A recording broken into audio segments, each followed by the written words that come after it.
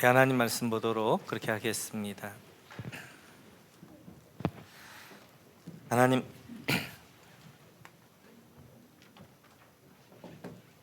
우리 하나님 말씀은 창세기 2장 8절에서 17절입니다.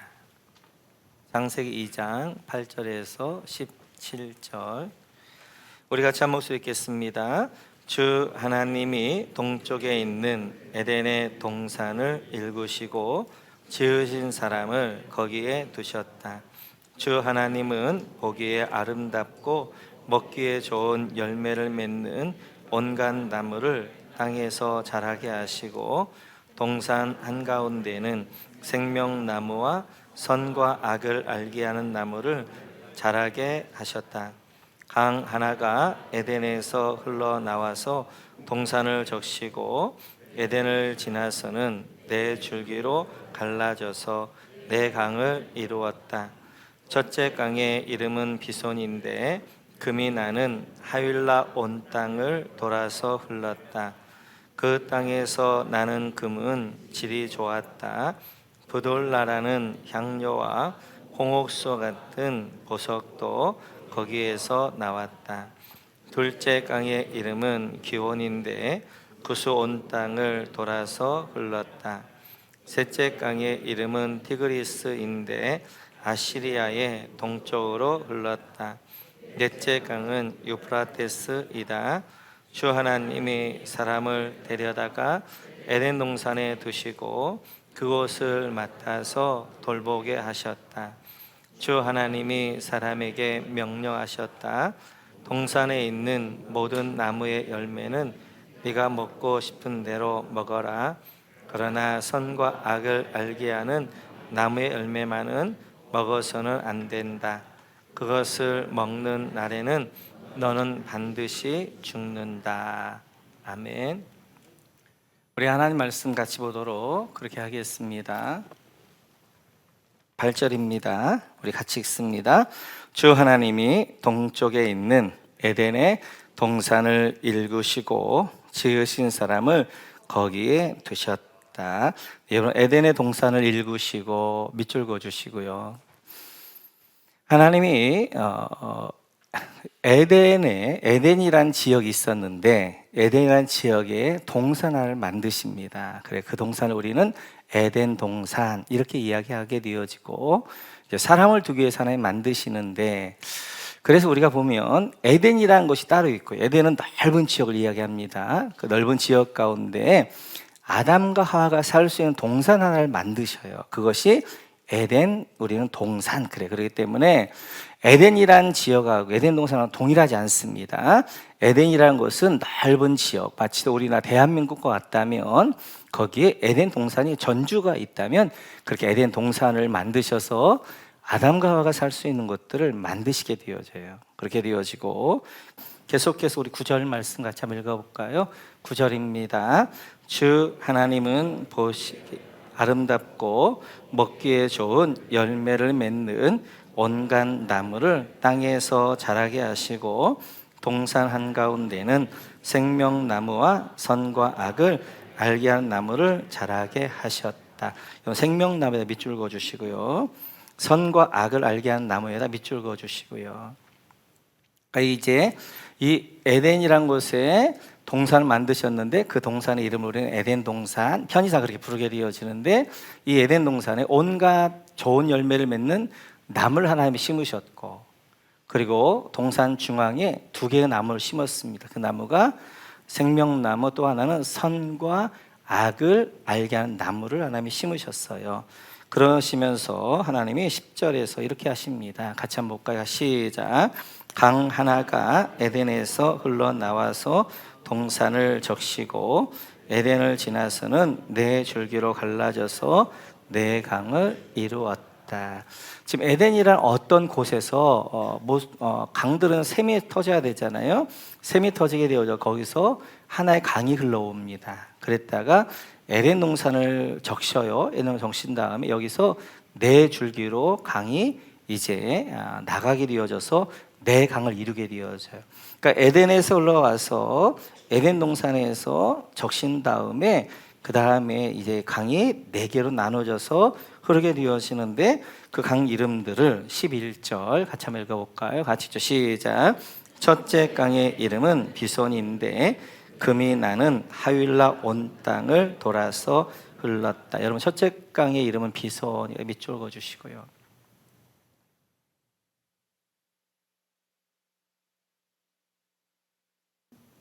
하윌라 지역은 지금으로 말하는 사우디 지역인데요. 이 강은 지금 남아있지는 않는 것 같아요. 자, 13절 같이 한번 읽어볼까요? 시작. 둘째 강의 이름은 기혼인데 구스 온 땅을 돌아서 흘렀다. 둘째 강의 이름은 기혼, 밑줄 그어주시고, 이 기혼강은 많은 분들이 나일강을 이야기합니다. 그래서 왜냐하면 구스 온 땅은 이제 이 이디오피아 지역이잖아요. 거기서 흐르는 나일강일 것이다라고 이제 하게 되어지고, 14절 같이 한번 읽어볼까요? 시작. 셋째 강의 이름은 티그리스인데 아시리아의 동쪽으로 흘렀다. 넷째 강은 유프라테스이다. 여러분 셋째 강의 이름은 티그리스, 밑줄 그어주시고, 넷째 강은 유프라테스, 밑줄 그어주시고. 그래서 여기는 뭐 지금 그대로 이름이 남아있죠, 그죠? 지금 있는 티그리스 강, 지금 있는 유프라테스 강을 이야기하게 되어져요. 이렇게 이제 에덴 동산에서 네 줄기로 흐르게 되어지고 네 강의 이름이 이제 비손, 기혼, 그리고 티그리스, 유프라테스 강이었다는 것이지요. 그러면 지금 에덴은 어디 있냐는 거예요. 에덴 동산은, 이 에덴 동산은 뭐 이제 노아 홍수 때 하나님이 거둬가십니다. 그래서 노아 홍수 때 없어졌어요. 그래서 지금은 에덴 동산을 찾아가서 생명나무, 선악과를 볼 수가 없어요. 그러면 그 지금 에덴이라는 곳은 어디 정도일까? 보게 되어지면 지금도 이제 나일강의 흔적이 남아 있고, 그리고 이제 기혼강, 나일강, 유프라테스, 티그리스강 있는 거 보면 중동지 어디였죠? 지역이었고, 우리 나중에 노아 홍수 때 볼 터인데 하나님이 하늘의 물들을 내리셔가지고 이 땅을 찢으십니다. 그래서 이 땅이 이제 지형 변화가 있게 되어져요. 그래서 5대양 6대주가 되어지는데, 이때 이제 아마 중동 지역이었을 것 같고, 모아보면 중동 지역이었을 것 같고, 정확하게 이야기할 때는 노아 홍수 때 하나님이 에덴 동산을 거둬 가시게 되어집니다.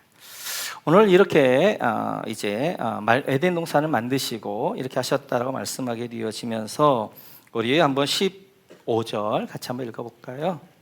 주 하나님이 사람을 데려다가 에덴 동산에 두시고 그것을 맡아서 돌보게 하셨다. 우리 하나님이 이렇게 에덴 동산, 사람이 살 수 있는 이제 동산을 만드시고 거기다 아담과 하와를 두셨고 그들 그 땅을 돌보게 하셨습니다. 우리 16절 한번 읽어볼까요? 16 시작. 주 하나님이 사람에게 명하셨다. 동산에 있는 모든 나무의 열매는 네가 먹고 싶은 대로 먹어라. 여러분, 네가 먹고 싶은 대로 먹어라, 밑줄 그어주시고요. 첫 번째 하나님의 말씀 뭐였냐면, 이 동산 너희가 준비한 거야. 네가 이제 다 먹고 싶은 대로 먹어. 그래서 보게 되어지면 좋은 열매, 생명나무 열매까지 다 먹을 수 있어요. 그래서 여기 보면 먹고 싶은 대로 먹어라. 여기가 히브리 언어를 보면 아칼 되어져 있어요. 그래서 먹으라는 말이 아칼인데요, 그 먹어라는 말을 강조하면서 2번 쓰십니다. 그러면서 17절 같이 한번 읽어보십시오. 시작. 그러나 선과 악을 알게 하는 나무의 열매만은 먹어서는 안 된다. 그것을 먹는 날에는 너는 반드시 죽는다. 너는 반드시 죽는다, 밑줄 그어주시고, 선을 알게 하는 나무를 밑줄 그어주시고, 두 번째 하나님께 주신 말씀 뭐였냐면, 그러나 한 가지, 선과 악을 알게 한 나무 열매는 먹어서는 안 된다. 그걸 먹으면 너는 반드시 죽는다. 여기에서도 보면 무트, 죽는다는 말 2번 써요. 무트. 그러니까 16절에서는 뭐 하는 거예요? 아칼, 먹어라를 2번 강조하게 되어지고, 17절에서는 무트, 죽는다는 말을 2번 강조하게 되어져요. 이제 그렇게 해서 선악과 명령을 하나님이 주셨는데, 사실 이 본문을 볼 때 우리 마음에 좀 불편함들이 있습니다. 또 이런 의문들이 좀 있어요. 하나님이 선악과를 좀 만들지 않았다면 사람이 그것을 먹지 않았을 것이고 먹지 않았으면 이 땅에 죽음도 않았을 저주도 않았을 것인데 왜 하나님께서 선악과를 만드셔서 이렇게 그걸 먹고 사람이 죽게 되어졌는가? 안 만들었으면 얼마나 좋았을까라는 그러한 이제 우리가 의문들 좀 제기하기도 합니다. 우리가 볼 때 이 생명나무를 할지 선악을 알게 한 나무를 제가 줄여 선악과 그렇게 하겠습니다. 생명나무나 선악과나 그 열매 자체가 효능이 있는 건 아니에요.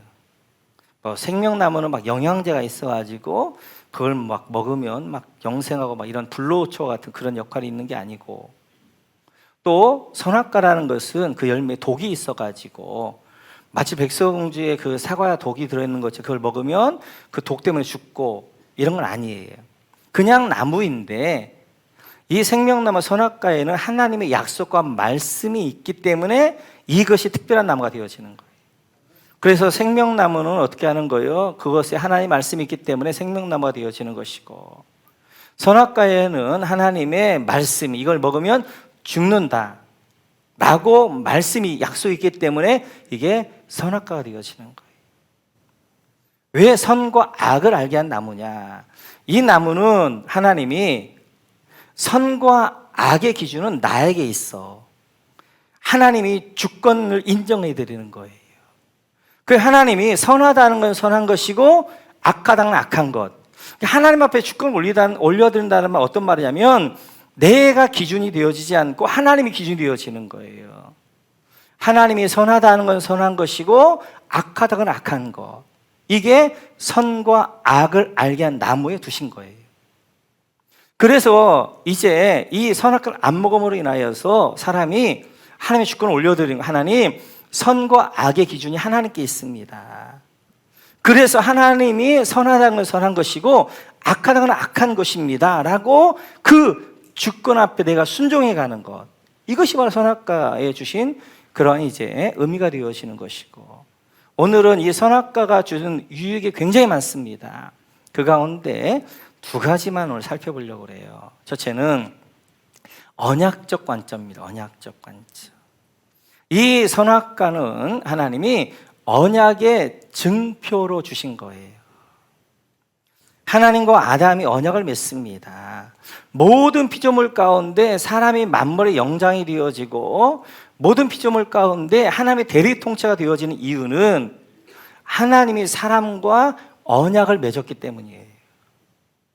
그래서 하나님과 사람이 언약을 맺어서 하나님은 사람의 하나님 아버지가 되어주시고 사람 아담은 하나님의 자녀 백성이 되어지는 거예요. 언약 관계를 통하여서. 근데 언약을 맺을 때는 반드시 언약의 증표가 있는 거예요. 하나님과 사람이 언약을 맺었는데 그럼 언약의 증표를 뭘 삼았느냐? 선악과. 선악과를 통하여서 이제 아담과 하와가 선악과를 안 먹는 거예요. 그러면서 하나님의 주권을 인정해 드리는 거예요. 그래서 선과 악의 기준이 하나님께 있습니다. 난 하나님의 종입니다. 백성입니다. 고백하는 거, 이게 선악과란 말이에요. 예를 좀 쉽게 들면 김혜인 사모가 있는데 이 땅에 수많은 여자들이 있습니다. 그런데 김혜인 사모가 저의 아내이고 제 김혜인 사모의 남편인 이유는 결혼 언약 때문에 그런 거예요. 저희가 결혼 언약을 했기 때문에 이제 그래서 김혜인 사모는 저의 아내가 되어지고 저는 김혜인 사모의 남편이 되어진단 말이에요. 근데 우리 결혼식에서 결혼 언약 때 뭘 하냐면 결혼 반지 교환을 합니다. 이 결혼 반지, 이건 결혼 반지는 아닌데 뭐 커서 그냥 간단한 걸 하나 저희가 해서 하고 있는데, 이 반지는 서로 언약의 증표잖아요. 언약의 증표. 우리가 결혼을 했는데 나는 당신의 아내이고 남편이고 당신 나의 아내입니다. 라는 증표로 이 결혼 반지를 한단 말이에요. 이 결혼 반지가 있기 때문에 저 같은 자가 우리 영광스럽게 김혜인 사모의 남편이 되어지는 거지요. 마찬가지예요. 선악과라는 것은 그 하나님, 창조자 하나님이 뭐가 되어지는 거예요? 그것이 있기 때문에 내가 그 하나님의 아들이 되어지고 자녀가 되어지는 거, 백성이 되어지는 거지요. 선악과라는 것 자체는 하나님의 축복이요, 은혜요, 영광이란 말이에요. 근데 중요한 것은 그 선악과를 따먹은 언약을 파괴한 사람이 문제지요. 제가 이제 하는데, 우리가 이제 반지하고 있다가 나쁜 짓을 할 때, 못된 짓을 할 때 어떻게 하는 거예요? 반지를 몰래 뺍니다. 아닌 척해요. 총각인 척 하면서. 나쁜 짓 한단 말이에요. 반지를 뺀 이 사람이 문제지. 이 반지 자체는 영광이잖아요. 축복이잖아요. 마찬가지란 말이에요. 하나님이 우리에게 너는 내 백성이요 내 자녀야. 그 증표를 주신 것이 선악과란 말이에요. 선악과라는 것은 하나님, 나는 하나님의 자녀입니다, 하나님의 백성입니다 라는 언약의 증표란 말이에요. 그걸 고귀하게 여길 줄 알고 그걸 보면서 하나님을 영광 돌려야 된단 말이에요. 그걸 주신 하나님이 나쁜 사람이 아니라 그 언약과 선악과 자체는 언약의 증표로 너무 영광스럽게 주셨는데 그것을 따먹은 사람이 문제인 거예요. 사람.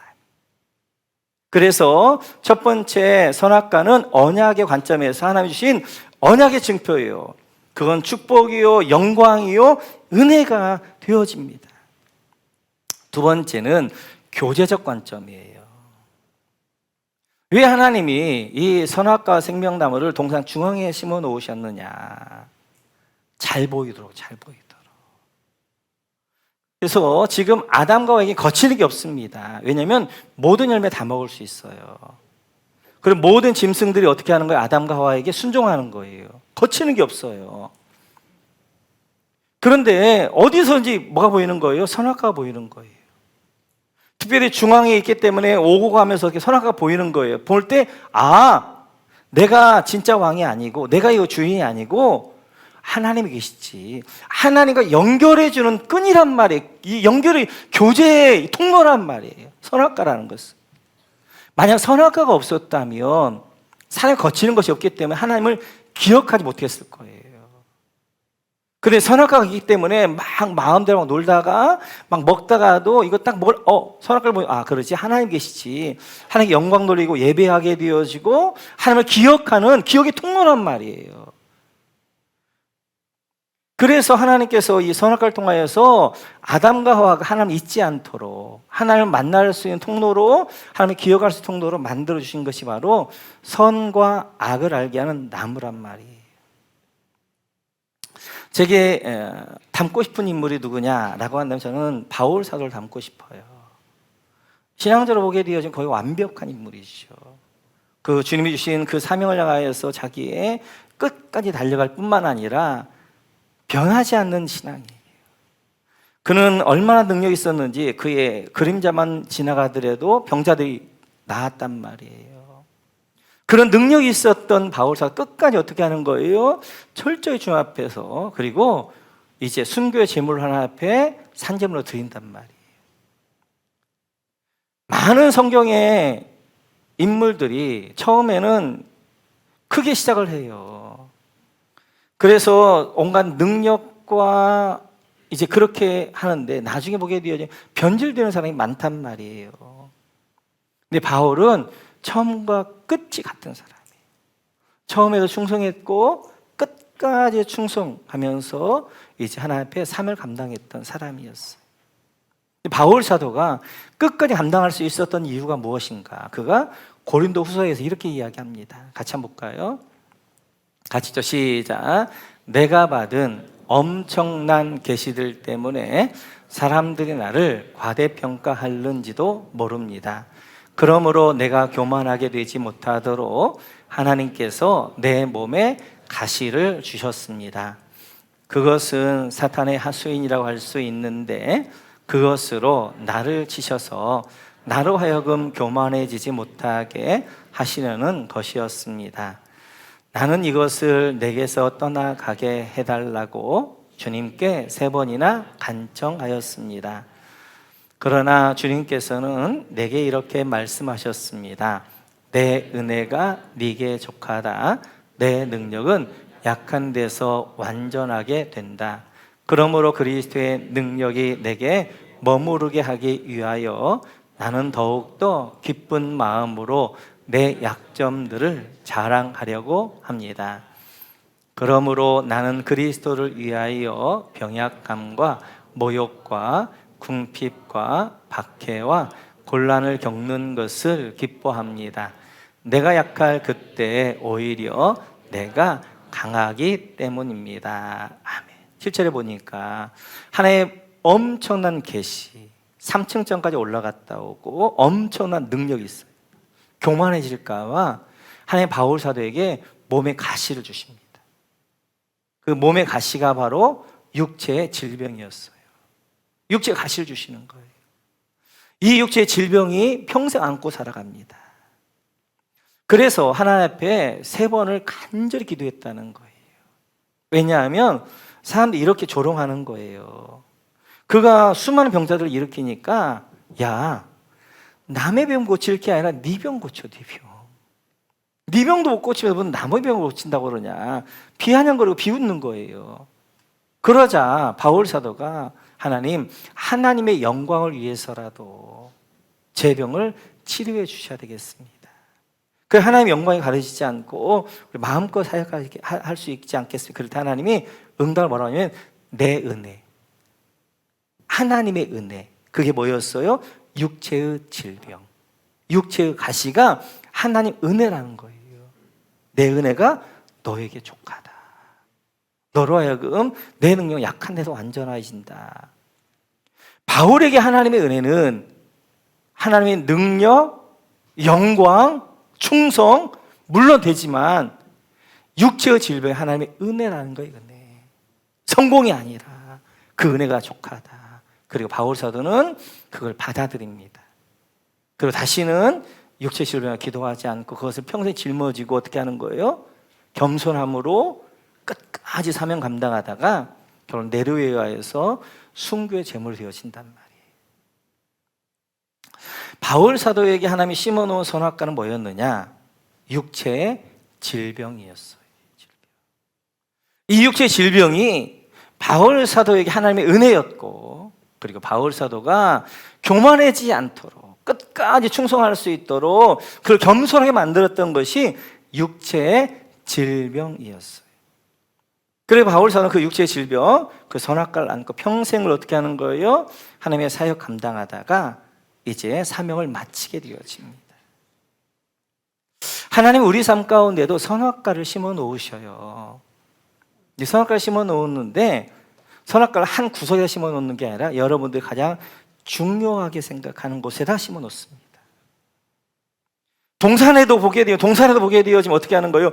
동산 한 이제 보이지 않는 구석에다 심어놓은 게 아니라 동산 중앙에 심어놓았던 것처럼 여러분의 삶의 중앙에다 하나님이 선악과를 심어놓는 거예요. 이 선악과는 하나님을 만나는 통로요, 하나님 앞에 엎드리는 기도의 줄이요, 하나님을 의지하는 힘이 되어지는 거예요. 어떤 분들에게는 가난이 선악과일 때가 있어요. 가난은 죄가 아니에요. 때때로 감당해야 될 사명일 때가 있습니다. 그 가난을 안고 살면서 평생 하나님을 의지하며 철저히 하나님 앞에 낮아지며 그렇게 살도록 우리가 심어놓은 선악과일 때가 있어요. 어떤 분들은 육체의 질병일 수 있어요. 육체의 질병이 평생토록 나를 하나님 앞에 엎드리고 기도하게 하고 하나님 의지하게 하고 내 안에 심어놓은 선악과일 때가 있습니다. 어떤 분들에게는 자녀가 선악과일 때가 있고요, 어떤 분들에게는 부모님이 선악과일 때가 있고, 어떤 분들은 실패가 선과 악을 알게 하는 나무일 때가 있습니다. 그래서 하나님 우리 인생 가운데 누구에게나 다 저 사람은 완벽하게 모든 걸 가지고 있을 것이다, 아닙니다. 모두가 다 선악과를 안고 살아가는 거예요. 선악과가 있는 거예요. 모두가 다. 저에게 선악과는 허리 수술입니다. 그래서 이제 올해 이렇게 하나님이 아마도 저는 이 허리 수술을 저는 예수의 흔적이라고 보는데요. 예수님의 흔적이라고 보는데 저는 제 의도 좀 많고 너무 열정이 좀 지나칠 때가 있어요. 그래서 그럴 때마다 툭툭 이게 이제 허리가 아픈 것 때문에 이제 멈추게 되는 그때마다 하나님이 내 힘으로 하지 말고 하나님 힘 의지하며 하라 하시나 보다. 그래서 다시 엎드리게 되어지고 그러면서 하나님 내 힘으로 하지 않고 철저히 주님 의지하면서 하겠습니다. 멈추고 이러거든요. 그래서 평생 이제 이렇게 안고 이렇게 가게 되어지는데 하나님을 더 기도하게 하고, 하나님 더 의지하게 하고, 내 인생을 좀 돌아보게 하고, 쉬어가게 하고, 하나님을 의지하게 하는 그런 길이 되어져요. 마찬가지예요. 그래서 나이신 선악과는 그걸 자꾸 없애달라고 하면 안 된단 말이에요. 그게 하나님의 은혜거든요. 하나님의 은혜는 그냥 성공과 잘 되어지는 것과 축복과 이것만이 하나님의 은혜가 아니라 진짜 은혜는 선악과를 심어놓은 그게 하나님의 은혜란 말이에요. 오늘 바울에게도 그렇잖아요. 내 은혜, 육체의 질병, 육체의 가시가 내 은혜다, 내 은혜다. 그것이 너로 하여금 약한데 강하게 할 것이다 라고 말씀하게. 왜냐하면 만약 우리가 이 땅이 전부라고 그러면 그건 선악과는 저주지요. 그러나 우리가 가야 될 영원한 나라는 저 하늘나라이고, 이 땅에서는 사명 감당해가는 과정들이기 때문에 중요한 것은 철저하게 하나님 앞에 엎드리고 하나님과 관계 가운데, 하나님 은혜 가운데 사는 그 안에 있어야 되기 때문에 우리 가운데 선악과들을 심어 놓는단 말이에요. 오늘 선악과가 가지고 있는 의미들이 많지만 두 가지, 언약적 증표, 관점의 증표요, 또 선악과는 교제적 관점에서 하나님 앞에 나아가는 길이요, 기도의 줄이요, 하나님 만나는 통로가 되어집니다.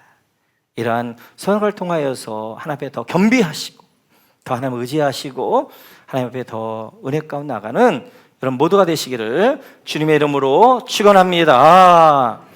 계속해서, 그렇다면 이렇게 선과 악을 알게 한 나무, 이 나무를 열매를 먹지 말라 말씀하셨단 말이에요. 하나님 강조하셨어요. 무트 죽는다. 그래서 우리는 반대 죽는다 이렇게 번역을 했는데, 아담과 하와가 어떻게 했어요? 우리 3장 6절로 한번 가보실까요? 3장 6절 같이 한번 있습니다. 시작. 여자가 그 나무의 열매를 보니 먹음직도 하고 보함직도 하였다.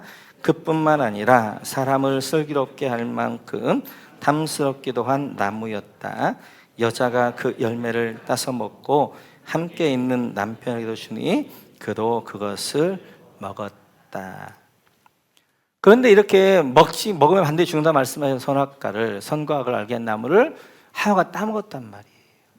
아담도 먹었단 말이에요. 왜 먹었느냐? 하나님이 되려고. 뭐예요? 하나님, 이제는 선과 악의 기준이 하나님이 아니라 내가 될 겁니다. 내가 선과 악의 기준 되어지고 내가 내 인생의 주인 될 것입니다. 당신이 선하다는 걸 선하고 당신이 악하다는 걸 악한 것이 아니라 내가 선한 걸 선한 것이고, 나에게 편한 것, 나에게 유익한 것 내가 선한 것이고, 나를 불편하게 하고 나를 힘들게 하는 건 악한 것입니다. 내가 내 선과 악을 결정하겠습니다 라고 먹었던 것이 선악과란 말이에요. 선악과. 그래서 이렇게 선악과를 먹으면 알미하면 어떻게? 하나님의 주권, 주인 되심을 어떻게 하는 거예요? 내가 주인 되겠습니다. 내가 내 인생 책임지겠습니다. 선과 악의 기준, 내 삶의 기준 내가 결정할 것입니다 라고 한 것이 선악과를 먹게 되어진 거예요. 결국 그래서 하나님의 그 말씀과 같이 어떻게 돼요? 죽음이 오게 되어졌고 저주가 오게 되었고, 뿐만 아니라 이런 일이 있었죠. 우리 한번 24절, 3장 24절 같이 한번 읽어볼까요? 시작. 그를 쫓아내신 다음에 에덴 동산의 동쪽에 그룹들을 세우시고 빙빙 도는 불칼을 두셔서 생명나무에 이르는 길을 자라게 지키게 하셨다. 쫓아내신 다음에 밑줄 그어주시고, 그룹들 밑줄 그어주시고, 불칼 밑줄 그어주시고, 생명나무에 이르는 길을 지키게 하셨다. 밑줄 그어주시고. 이렇게 선악과를 따먹은 다음에 죽음과 저주만 온 것이 아니라 하나님이 그에게 주셨던 축복의 땅 에덴에 쫓겨났단 말이에요. 쫓겨나고 하나님이 이 에덴 동산을 뭘로 지키게 하는 거예요? 그룹이란 천사를 지키게 하십니다. 그리고 불칼로 이 에덴 동산을 지키게 하시는 거예요. 왜 에덴을 쫓아내시고 에덴 동산에 이렇게 천사들로 하여금 불칼로 하여금 에덴 동산을 지키게 하시느냐? 생명나무 열매 못 먹도록. 지금 에덴 동산은 뭐가 있는 거? 이제는 생명나무 열매가 있단 말이에요. 그건 먹으면 안 된단 말이에요. 왜요? 지금 죄를 지었어. 저주 가운데 있어요. 근데 다시 생명나무 열매를 먹으면 어떻게 되는 거예요? 영생하는 거예요. 죽지 않는 거예요. 저주 가운데 죽지 않는 거, 그건 축복이 아니라 그 저주예요. 그곳이 어디예요? 지옥이잖아요. 지옥은 죽는 곳이 아니에요. 지옥은 영원히 살아요. 그런데 문제는 안 죽기 때문에 거기가 지옥인 거예요. 고통 가운데 있는데 그 고통이 죽음으로 끝나지 않는 거예요. 그 영원한 거예요. 그러니까 지옥이란 말이에요. 만약 선악과를 따먹고 하나님의 저주 가운데 있는 그 저주 가운데 있는 그가 생명나무의 열매를 먹어 다시 영생하게 되어지면 그건 지옥 사는 거예요. 지옥. 그러니까 그 다시 영생하지 못하고 어떻게 하면 이제 에덴 동산의 길을 막아서 생명나무에 가는 길들을 막으신단 말이에요. 지키게 하신단 말이에요. 생명나무를 못 먹도록 하신단 말이에요. 에덴 동산의 길을 막으셔서 생명나무를 향하는 길을 막으십니다. 그런데 생명나무를 향하는 길이 열릴 때가 있어요. 언제 열렸나? 여기서 열립니다. 마가복음 볼까요? 같이 읽죠. 시작. 예수께서는 큰 소리를 지르시고서 숨지셨다. 그때 성전 휘장이 위에서 아래까지 두 쪽으로 찢어졌다. 예수 십자가에 달려 돌아가실 때 성전 휘장이 찢어졌다는 거예요. 아니, 성전 휘장이 찢어진 거하고 생명나무 길로 가는 길이 열린 거하고 에덴 동산이 열린 거하고 무슨 상관이냐는 거예요. 성전 휘장에는 이런 그림이 있었습니다. 같이 한번 우리 출애굽기로 가볼까요? 같이 읽죠. 시작. 정색 실과 자주색 실과 홍색 실과 가늘게 꼰 모시실로 휘장을 짜고 그 위에 그룹을 정교하게 수를 놓아라. 성막에는 성소가 있고 지성소가 있습니다. 성소와 지성 사이에 뭐가 있냐? 휘막이 이제 휘장을 놓아야 해서 휘장. 근데 휘장을 할 때 거기에다가 정교하게 수를 놓아서 그룹이란 천사의 수를 놓아요. 그래 이렇게 되어져 있습니다. 보시게요. 이렇게 되어져 있어요.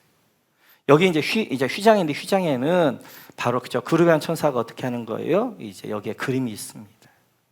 지금 뭐예요? 여기는 에덴 동산 생명에 기대한 말이에요. 생명나무가 있는 곳. 사람들로 하여금 어떻게 하는 거예요? 그룹이 지키고 있는 거예요. 그래서 사람들은 어디까지만? 성소까지만. 그러나 1년에 한 번 대제사장이 어떻게 하는 거예요? 이 속죄 이렇게 지성소에 와서 하나님 에덴 동산으로 향하는 거예요. 아니, 하나님 가는 거죠. 이 지성소에는 뭐예요? 시은 좌가 있어요. 그 보좌 앞에 누가 앉아 계시요? 하나님 앉아 에덴 동산이란 말이에요. 생명나무란 말이에요. 이 길이 막혔었어요. 막혔어.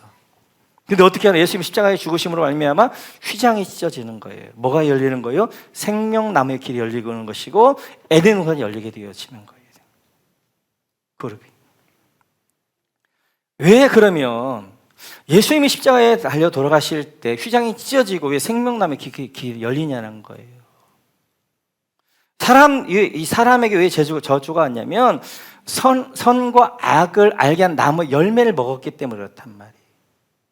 그 저주를 예수님이 어떻게 하는 거예요? 짊어지시고 십자가 나무, 선과 악을 알게 한 나무에 달리신 거예요. 예수님이 선악과 열매로.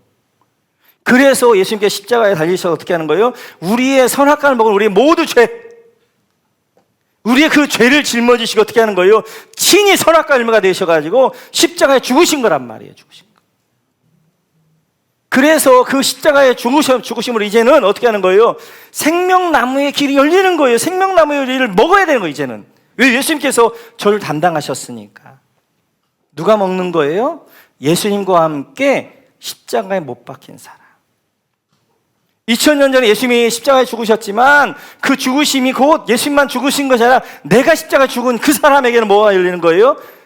생명나무의 길이 열리는 거예요. 그리고 에덴 동산의 길이 열리는 거예요. 그래서 주님이 뭐라고 말씀하세요? 요한복음 보면 이렇게 말씀하셔요. 같이 한번 읽어볼까요? 시작. 나는 생명의 빵이다. 나는 생명의 떡이다. 나는 생명나무 열매다. 열매. 그 생명나무는 누구냐면 예수님이신 거예요. 예수님. 예수님의 생명의 떡이신 거예요. 예수님을 먹어야 영생하는. 그래서 요한복음 6장에 보면 이렇게 말씀하셔요. 같이 한번 볼까요? 같이 읽죠. 시작. 내 살을 먹고 내 피를 마시는 사람은 영원한 생명을 가지고 있고 마지막 날에 내가 그를 살릴 것이다. 이제는 우리가 어떻게 하는 거예요? 십자가에서 이제 선악과로 죽으신 예수님과 함께 십자가에 달린 그 사람은 어떻게 하는 거예요? 이제는 생명나무 열매를 먹어야 돼요. 그 생명나무 열매가 누구예요? 예수님이시란 말이에요. 예수님의 살과 피를 먹고 생명의 떡을 먹을 때 우리 영생하게 되어지고 다시 살게 되어지는, 영원한 생명을 얻게 되어지는 축복을 얻게 되어진단 말이에요. 그래서 이제 이번 주간 우리가 예수님이 우리의 십자가에 달려 돌아가신 날이 금요일이 되어지고 2주간 고난 주간을 보내면서 어떻게 하는 거예요? 내가 하나님, 이제는 예수님이 선악과가 되셔 십자가에 죽으셨는데 그 저주를 담당하셨는데 내가 죽기 원합니다. 내가 십자가에 죽는다는 어떤 말인 거예요? 그런 건 어떤 거예요? 왜 아담과 하와가 선악과를 먹었어요? 이제는 선과 악의 기준이 하나님이 아니라 내가 될 것입니다. 내가 내 인생 책임질 것입니다. 내가 내 주권을 가지고 내가 나에게 편한 것, 내가 하고 싶은 것 내가 선한 것이고 나를 불편하게 하는 것, 나를 힘들게 하는 것은 악한 것입니다. 내가 기준 되겠습니다 라고 했던 내가 어떻게 하는 거예요? 그 주권을 하나님 앞에 올려드리는 거란 말이에요. 그 주권을 내가 죽는 거란 말이에요. 하나님, 이제 내가 선악과에 죽습니다. 이제는 내 삶의 선과 악의 기준 내가 아니라 내가 죽습니다. 그리고 이제 하나님 앞에 올려드리는 것. 하나님이 내 선과 악의 기준이십니다. 이제 주권자이십니다. 하나님의 주권을 인정해 드립니다. 하고 이제 하나님 앞에 나가는 것이 바로 십자가에 내가 죽는 거란 말이에요. 선악과를 먹은 인간, 선과 악의 기준 되겠다고 한 인간, 내가 내 인생의 주인 되게 했던 그 인간, 그 사람이 어떻게 하는 거예요? 십자가에 죽는 거란 말이에요. 그래서 한 주간 동안 십자가에 죽는 것은 다른 게 아니에요. 십자가에 죽는 삶이랑 다른 삶이 아니라 하나님 내가 십자가에 못 박기 원합니다가 아니라 내 인생의 주권을 하나님 앞에 올려드리는 거란 말이에요. 내 지성의 주인이 하나님이시고 내 감정의 주인이 하나님이시고 내 의지의 주인이 하나님이십니다라고 고백하며 그 하나님 앞에 드려지는 것, 그게 십자가에 죽는 거란 말이에요. 내가 사랑할 사람을 사랑하는 게 아니라, 내가 미워할 사람을 미워하는 것이 아니라, 하나님이 나로 하여금 사랑하게 하는 사람, 나는 사랑할 수 없지만 사랑하게 하는 사람을 사랑하는 것, 이것이 바로 뭐예요? 감정의 주인 되신 하나님 앞에 올려드리는 거란 말이에요. 내가 십자가 어떻게 죽는 거예요? 나는 그 사람을 미워할 수밖에 없어요. 저주할 수밖에 없어요. 그런데 하나님 그 사람을 사랑하라고 그러죠. 인간적으로 안 되잖아요.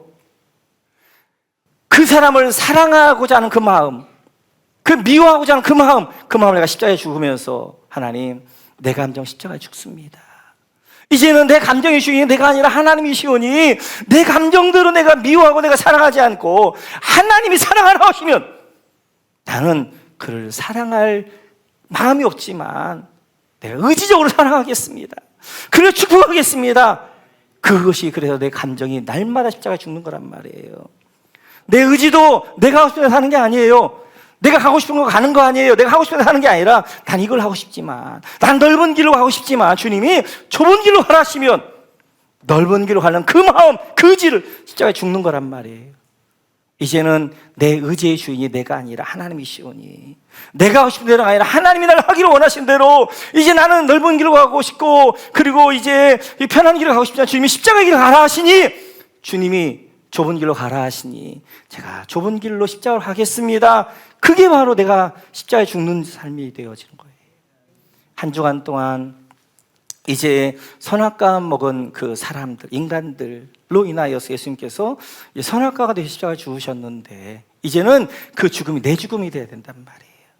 그러면 어떻게 하는 거예요? 선악과 먹은 내가 십자가에 죽어야 된단 말이에요. 이제는 내가 내 인생을 책임지는 건 내가 내 인생의 주인이 아니라 하나님이 내 인생의 주인이십니다. 하나님이 내 지적인 것, 내 감성적인 부분, 내 의지적인 것, 지정의의 주인이 하나님이십니다. 내가 하고 싶은 대로, 내 감정대로, 내가 이해하는 대로가 아니라 하나님이 말씀하시는 대로, 하나님이 하라는 대로, 하나님이 주시는 것, 마음에 하나님이 주시는 그 마음으로 살아가는 것. 이것이 바로 날마다 선악과를 먹은 우리가 십자가에 죽는 삶이 되어지는 거예요. 한 주간 동안 우리가 십자가에서 선악과 먹은 우리 인간이 내 십자가의 죽음으로 말미암아 내 안에 생명나무의 그러한 생명나무를 먹고 영생하게 되어지는 그 하나님의 은혜 가운데 나아가는 우리 모두가 되어지시기를 주님의 이름으로 축원합니다.